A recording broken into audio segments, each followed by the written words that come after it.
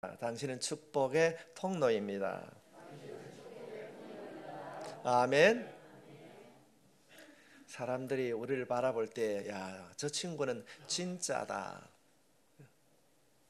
저 사람은 정말 예수 믿는 사람 같다. 그런 삶으로 변화될 수 있길 바랍니다.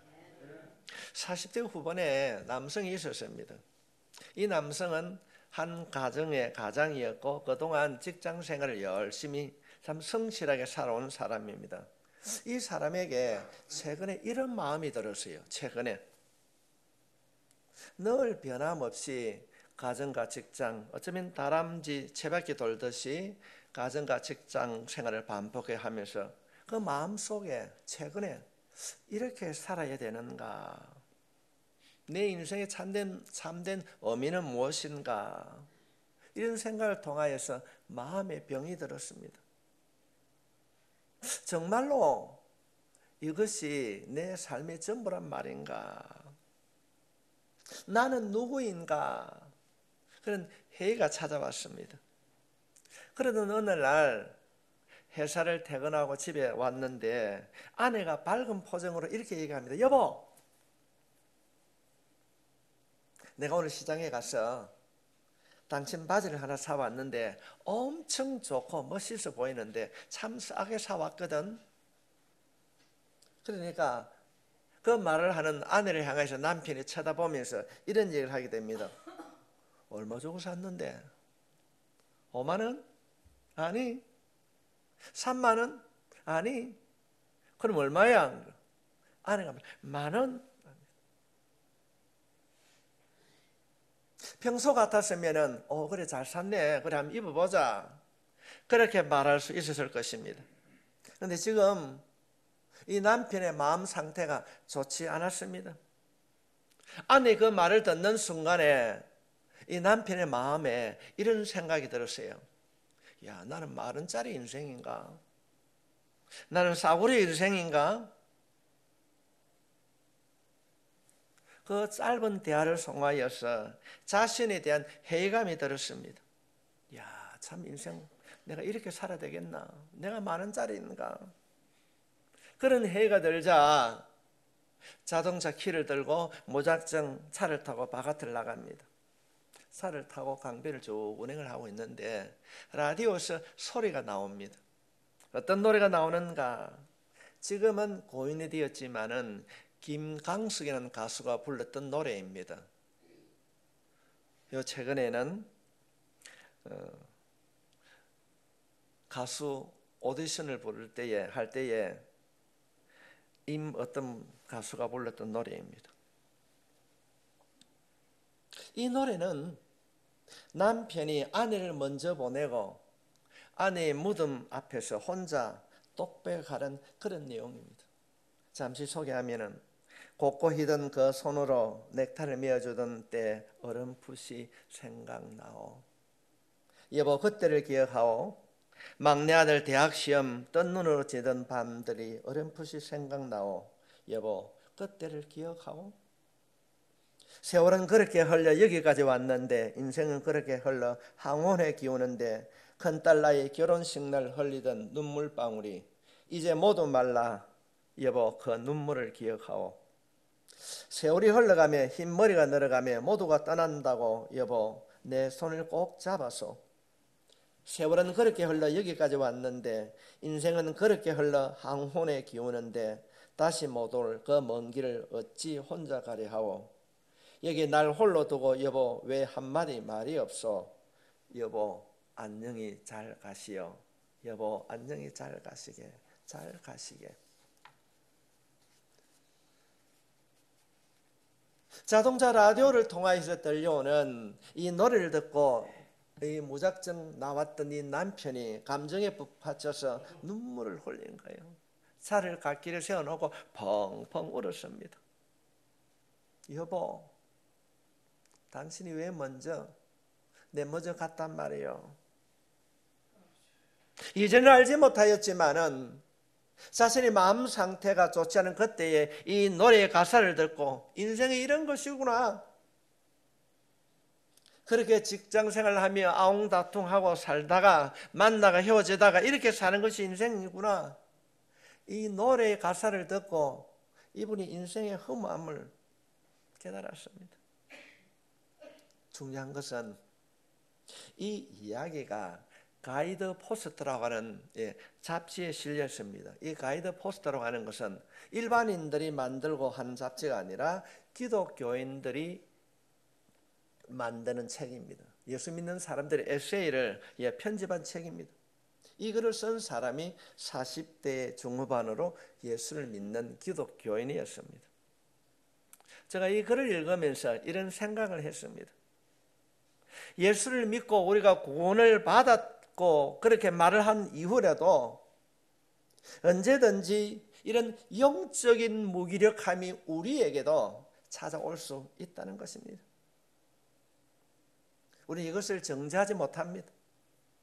예수님을 믿으면 행복하고 좋은데 그래도 사람인지라 우리의 마음에는 이런 무기력함이 찾아올 수 있는 것입니다. 오늘 출애굽기는 오늘 우리가 살펴보고자 하는 이 신명기서는 출애굽한 이스라엘 백성들에게 이러한 일들이 찾아올 수 있기 때문에 내가 너희들에게 거듭해서 말씀을 한다, 이런 내용입니다. 너희들이 가나안에 들어가면 믿음에 굳게 서 있으라. 에발산의 돌들 위에, 그 돌들 위에 하나님의 말씀을 새겨놓고 시시때때로 말씀을 보고 너의 마음을 다 잡아라는 것입니다.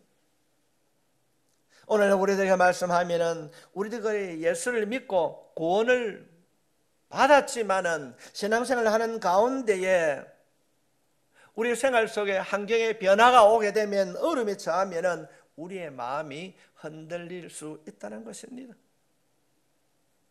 우리가 아무리 강하고 담대한 믿음을 가졌다 할지라도, 예수님의 믿는 믿음의 생활을 한다 할지라도 내가 생각하지 않는 어떤 환경의 변화, 어려움이 찾아오면 흔들릴 수 있습니다.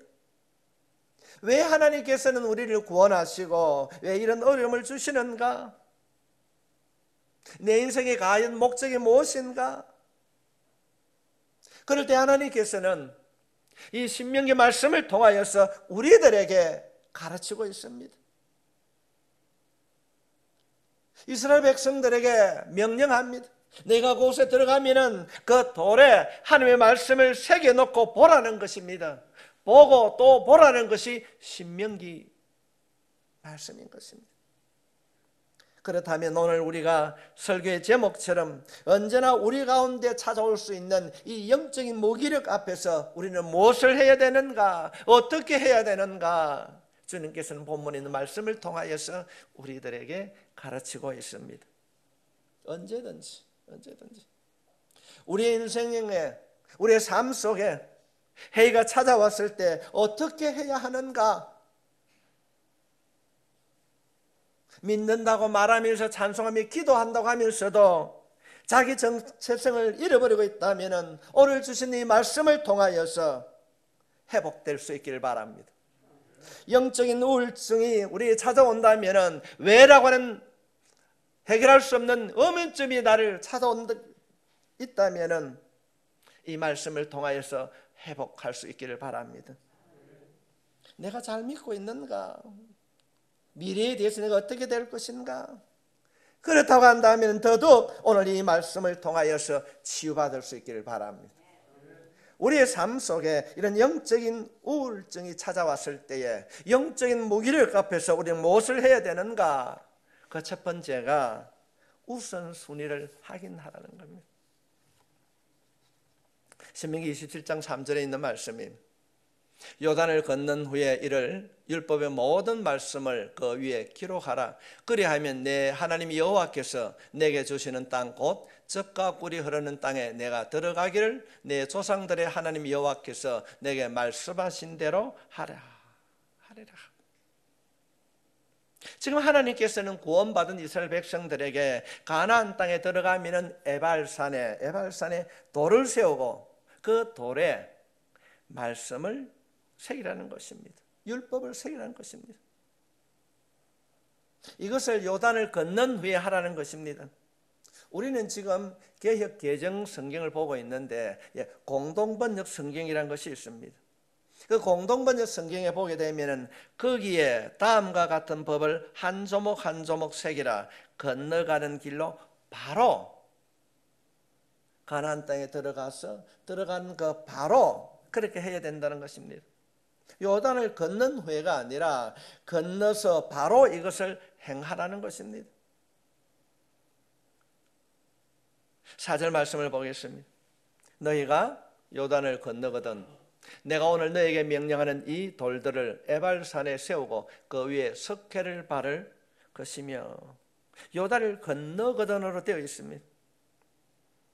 그러나 공동번역을 보게 되면 너는 요르단을 건너는 길로 곧장 건너가면 바로 세우라는 것입니다.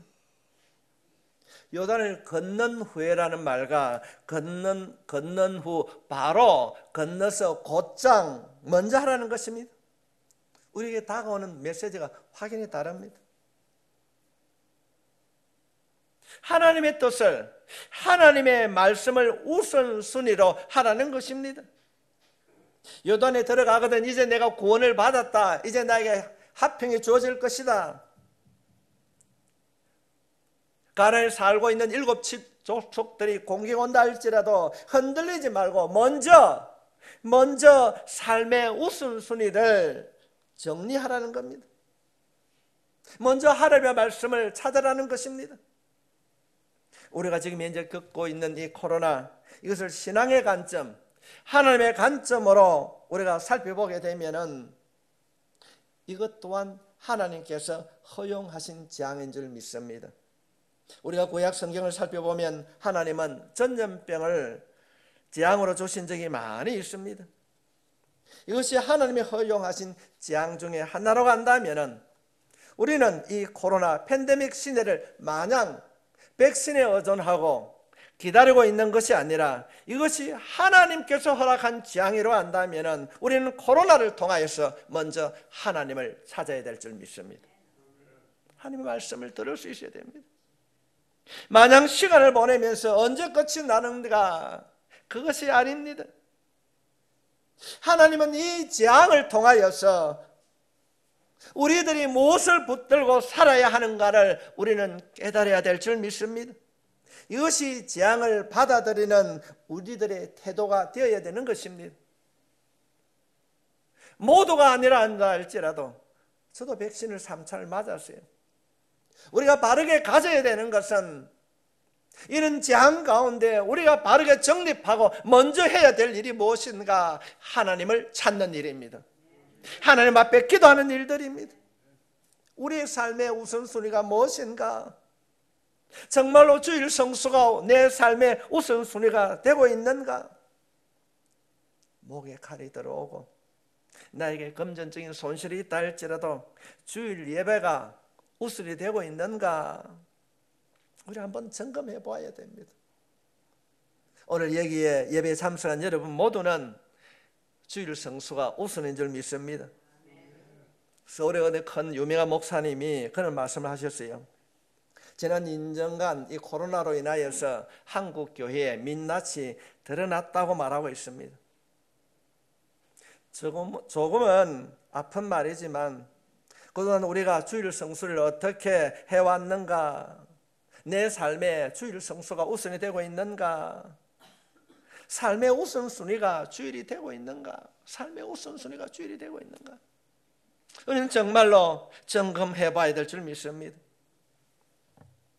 우리가 창세기 11장 후반부터 12장 초반에 보면은 하나님께서 아브라함에게 주권적으로 나타나서 아브라함을 만나는 장면이 있습니다. 너는 너의 고향과 친척과 아비 집을 떠나 내가 너에게 보여준 땅으로 가라. 하나님께서 아브라함에게 말씀하십니다. 이때 아브라함이 순종하여서 말씀을 따라 떠납니다. 이제 말씀을 따라 진행하는 가운데에 가나안 땅에 도착을 하게 됩니다. 그럴 때의 상황을 성경은 이렇게 보여주고 있습니다. 창세기 12장 5절부터 8절에 있는 말씀입니다. 특별히 7절 말씀을 한번 보겠습니다. 여호와께서 아브라함에게 나타나 이르시되 내가 이 땅을 내 자손에게 주리라 하신지라. 자기에게 나타나신 여호와께 그가 그곳에서 제단을 쌓고 거기서 베델 동쪽으로 산을 옮겨 장막을 치니라. 그가 살던 곳을 떠나서 가나안 땅에 도착했습니다. 그가 그곳에서 제단을 쌓고 거기서 동쪽으로 옮겨서 장막을 쳤다, 이렇게 기록하고 있습니다. 순서가 명확합니다. 장막은 식소를 거느리고 주택을 사용하는 것을 장막이라고 말합니다. 그러나 아브라함은 그것보다 먼저 장막을 치기 이전에 하나님께 제단을 쌓았다고 성경은 기록하고 있습니다. 아브라함은 믿음의 조상이기 때문에 가능했을 것이다? 아닙니다. 아브라함은 모태신앙이 아니었습니다. 여호수아 24장을 살펴보면 그가 우상을 섬겼다고 말하고 있습니다. 그는 구바벨론입니다. 우르라고 하는 바벨론 지역에서 아버지와 함께 우상을 섬겼습니다. 하나님을 알지 못했던 사람입니다. 그러나 그가 하나님을 만나고 순종해서 그 땅을 떠나 가나안 땅에 들어갔을 때에 하나님께서 약속한 그 장소에 그가 들어갔을 때에 그 삶의 우선순위가 정리가 되었습니다. 먼저 하나님 앞에 예배드렸습니다. 우리 교회는 대부분의 성도들의 출신이 고신 출신입니다. 여러분, 고신 정신이 무엇입니까? 하나님 중심, 성경 중심, 교회 중심입니다. 저 자신이 우리가 교단주의는 아니지만 우리의 신앙 성배들의 신앙의 근본적인 정신이었습니다. 하나님 중심, 성경 중심, 교회 중심이었습니다. 이것이 신앙의 근본입니다. 이것이 몸에 배어 있어야 우리가 바른 신앙생활을 할 수 있습니다. 이것을 확인하라는 것입니다. 여러분의 삶의 중심에 하나님이 계십니까? 여러분의 삶의 우선순위에 하나님이 되고 있습니까? 성경 중심, 교회 중심, 하나님 중심, 이것이 우리의 삶의 우선순위로 정립되어 있어야 하는 것입니다. 아브라함은 모태신앙이 아니었습니다.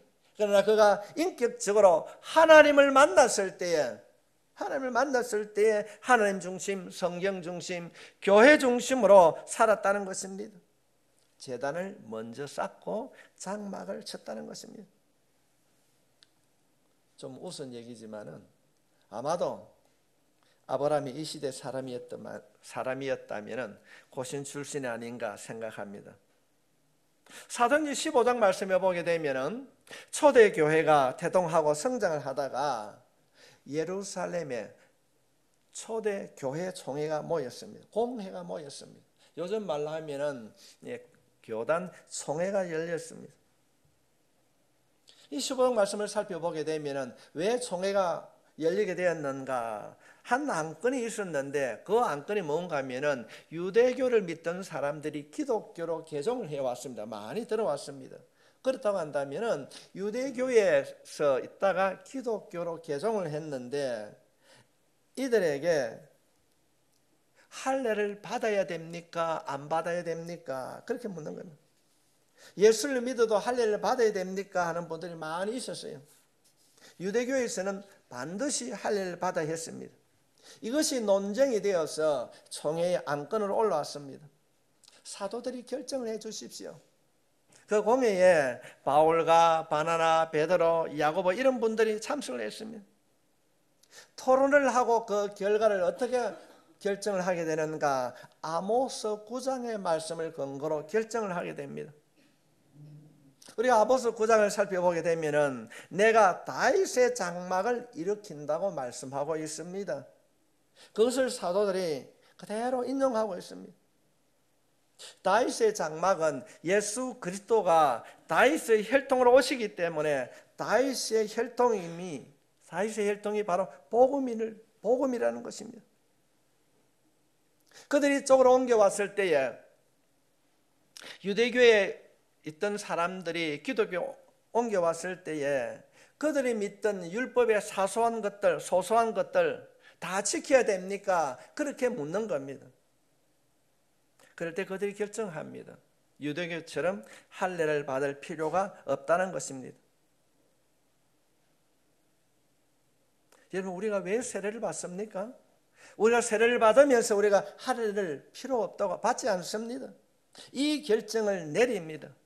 그러고 난 이후에 그 결정문을 15장 28절은 이렇게 기록하고 있습니다.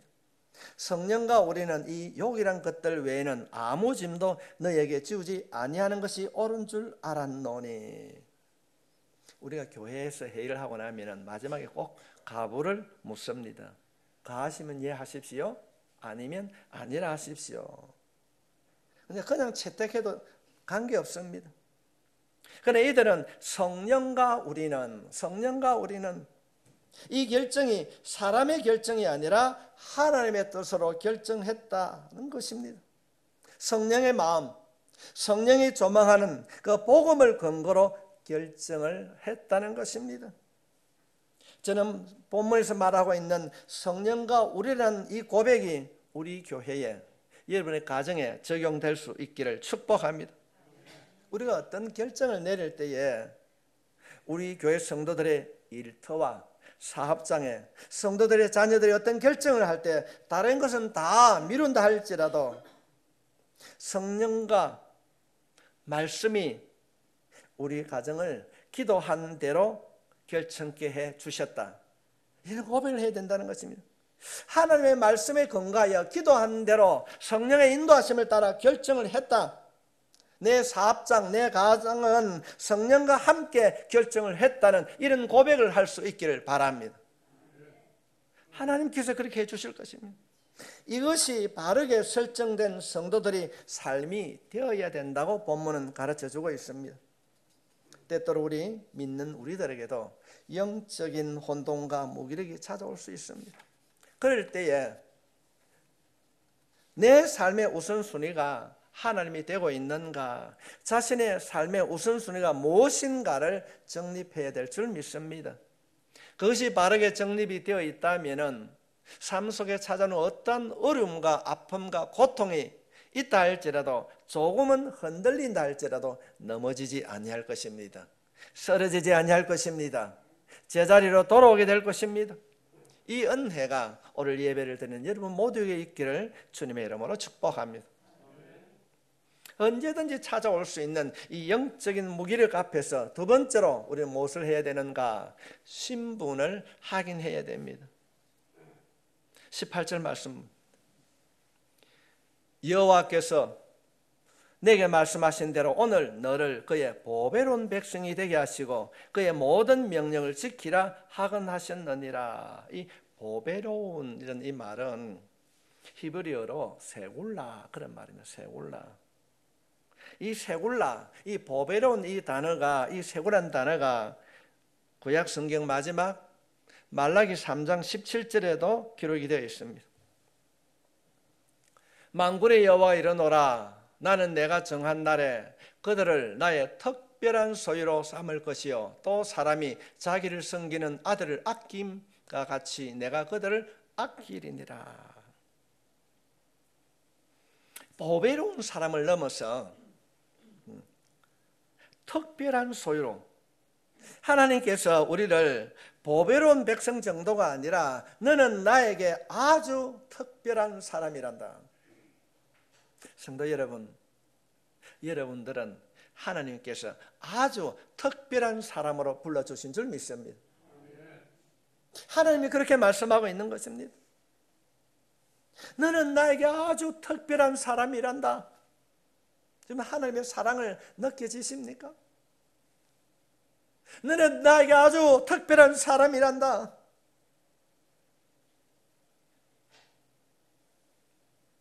이 단어의 뜻이 바로 세굴라입니다.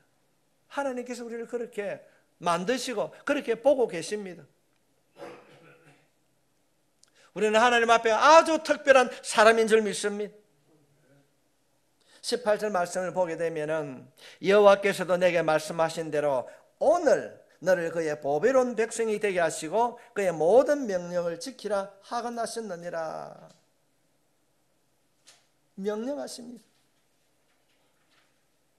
먼저 부르시고 명령을 하고 있습니다. 하나님께서 내가 내 말을 잘 듣고 있는가 안 듣고 있는가 확인하고 보배로운 자로 세워주는 것이 아니라 먼저 우리를 부르시고 명령하시는 하나님이신 줄 믿습니다. 하나님의 특정, 우리가 교회 용어로 하나님의 주권이라고 말합니다. 우리 어떤 자격도 우리 어떤 환경도 보지 아니하시고 하나님께서 우리를 부르신 줄 믿습니다. 그것이 하나님의 은혜라는 것입니다. 오늘 나를 그 보배로운 하나님의 보배로운 백성 특별한 소유로 삼아 주셨다는 것입니다.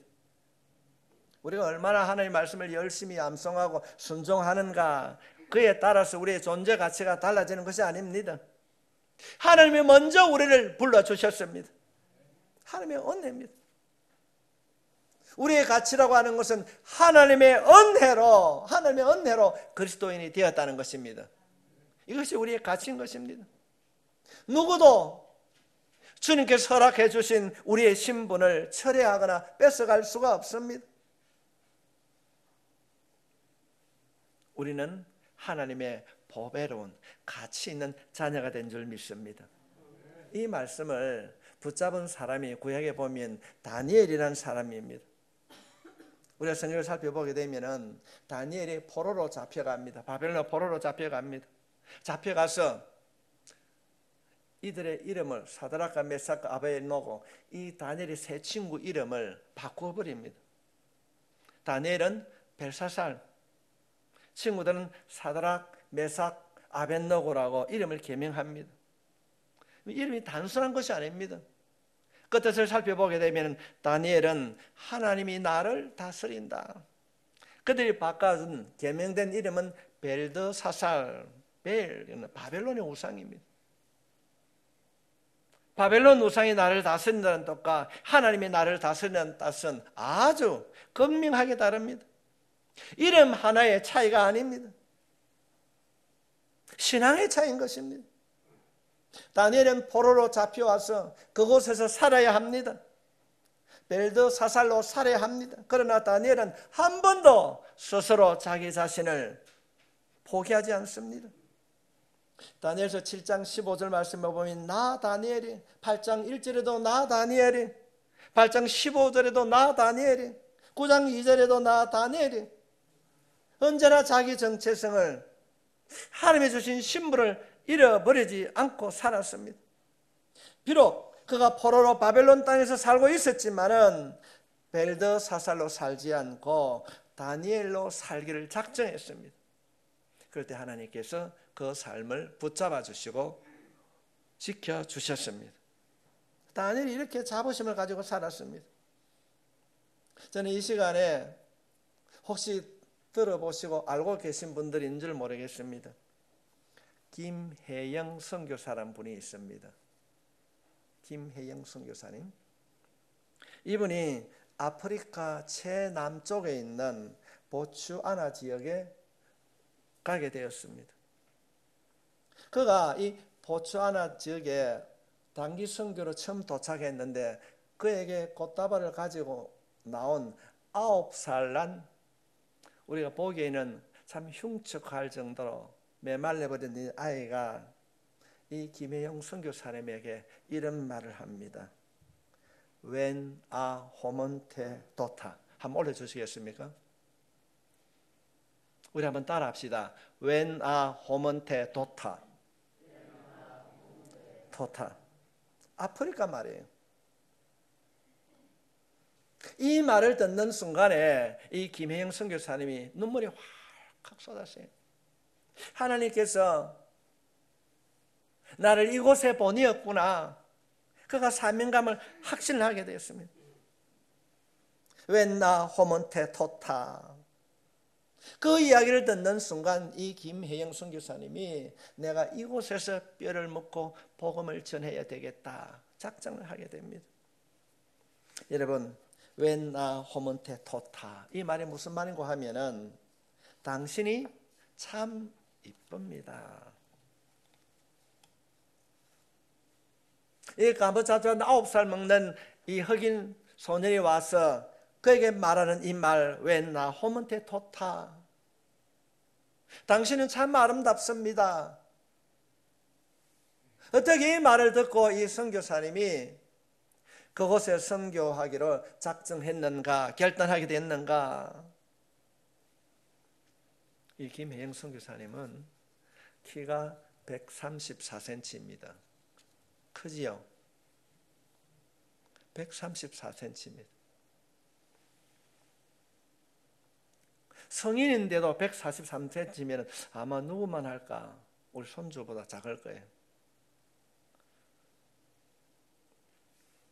그냥 단신인 것이 아니라 어느 지역에 딸이 많은 가정에서 태어났는데 아버지가 술을 먹고 들어와가지고 아이고 가시나 이거 또 가시나 나난 해가지고 3개월도 안 된 아이를 바깥에 마당으로 던져버렸는데 그때 충격을 받아서 척추장애를 갖게 되었습니다. 우리 말하면 곱추지요. 그가 이제 집에서 초등학교를 졸업하고 서울로 와가지고 편물 공장에서 일을 하면서 한 번도 누군가가 자신에게 네 참 이쁘다 자신을 인정해주는 사람이 없었어요. 자신에게 편물을 가르쳐주는 그 선생님을 따라서 교회를 다니게 되고 교회를 다니는 가운데 교회에서 선교 프로그램으로 단기 선교를 가게 되었는데 그곳에서 한 번도 들어보지 못한 웬 호든테 도타 당신이 참 아름답습니다는 이 말을 듣게 되었다는 것입니다. 그 말을 들었을 때 그래 하나님께서는 나를 이렇게 위로해 주시는구나. 웬 호든테 도타 참 아름답습니다. 내가 여기에서 주님의 말씀을 전해야 되겠다. 우리 여성들만 한번 따라 하시겠습니다. 한 번 더 올려주세요. 여성들만 한번 같이 하겠습니다. 시작. When a homonte tota. 묻는 사람이 아무도 없네요. 당신은 아름답습니다. 당신은 아름답습니다. 당신이 정말로 예쁩니다.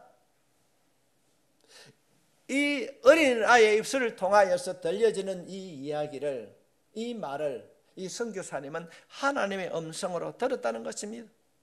이 말을 듣는 순간 형제들로부터 부모로부터 그 누구로부터 멸시와 조롱을 받았던 하잘것없는 이 곱추의 인생을 다 씻어버렸다는 겁니다. 그래 나를 반겨주는 이곳에서 내가 복음을 전해야 되겠다고 하는 이 사명을 다시 한번 가졌다는 것입니다. 성도 여러분, 우리가 예수를 믿어도 우리들에게도 영적인 무기력함이 찾아올 수 있습니다. 이때 우리는 확인을 해야 됩니다. 내가 하나님 앞에 누구인가? 내 자신의 신분과 내 자신의 정체성을 확인하면 그것을 극복할 수 있을 것입니다.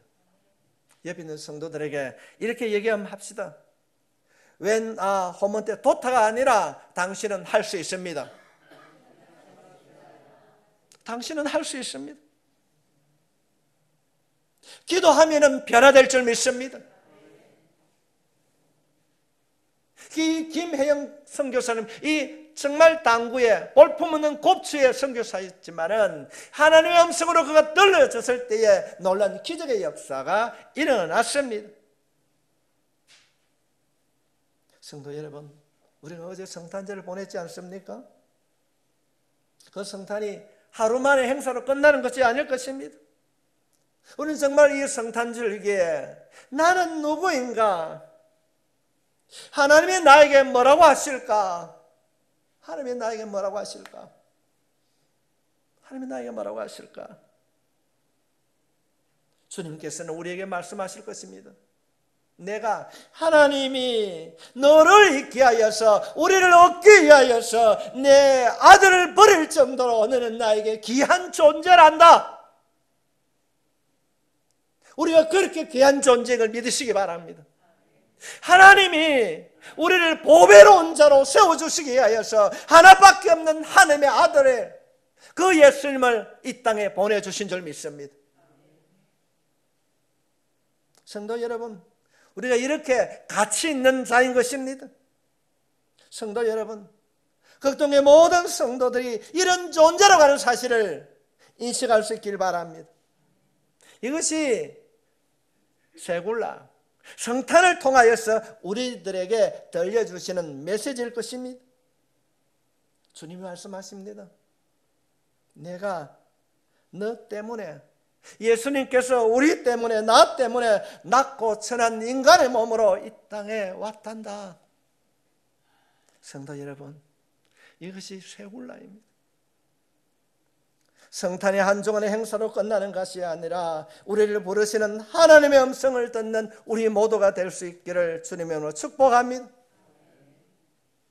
코로나로 인하여서 2년 넘게 성도들이 많이 지쳐 있습니다.